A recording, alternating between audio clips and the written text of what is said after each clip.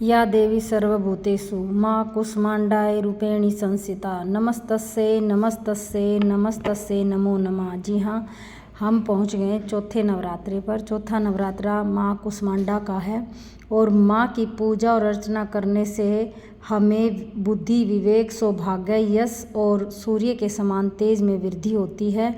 और जो कुष्मांडा माता है वो ब्रह्मांड को रचने वाली है, वो जीवन की शक्ति का स्रोत है। और माँ की 8 भुजाएं हैं, उनमें कमंडल, कलश, कमल और सुदर्शन चक्र को धारण किए हुए है। और माँ के हाथ में गदा, धनुष, बाण भी है। और माँ का जो प्रिय भोग है वो मालपुआ है।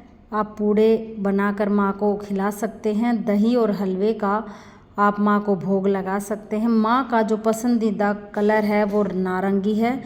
आप माँ की पूजा नारंगी, हरा, पीला और लाल रंग का वस्त्र पहनकर कर सकते हैं। माँ की सवारी है वो सिंह की सवारी है। माँ को जो प्रिय फूल हैं वो पीले रंग के फूल हैं। आप माँ को चमेली का फूल भी चढ़ा सकते हैं। इस दिन माँ के पूजा के जो शुभ मुहूर्त है वो सुबह 6:23 से 9:01 तक है। और इस समय पर 5 शुभ संयोग बनने जा रहे हैं। एक रवि योग, आयुष्मान योग, सर्वार्थ सिद्धि योग, सौभाग्य योग और अमृत सिद्धि योग। इस समय आप पूजा करके माँ के फल प्राप्त कर सकते हैं। और माँ की पूजा और अर्चना करने से और माँ को भोग लगाने से हमारा गुरु और बुध ग्रह अच्छे होते हैं।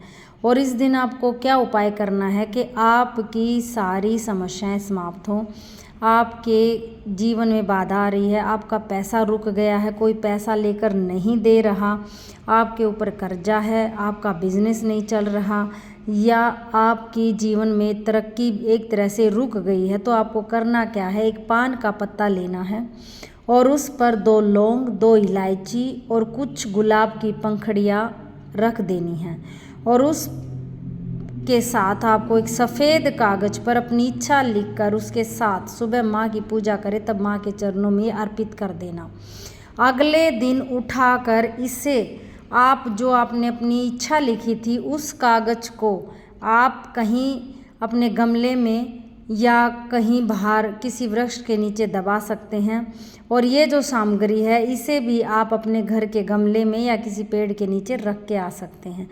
आप ये उपाय करके देखना, आपकी जीवन में आ रही तमाम हारी बीमारी, रोग, व्याधा सब खत्म होगी।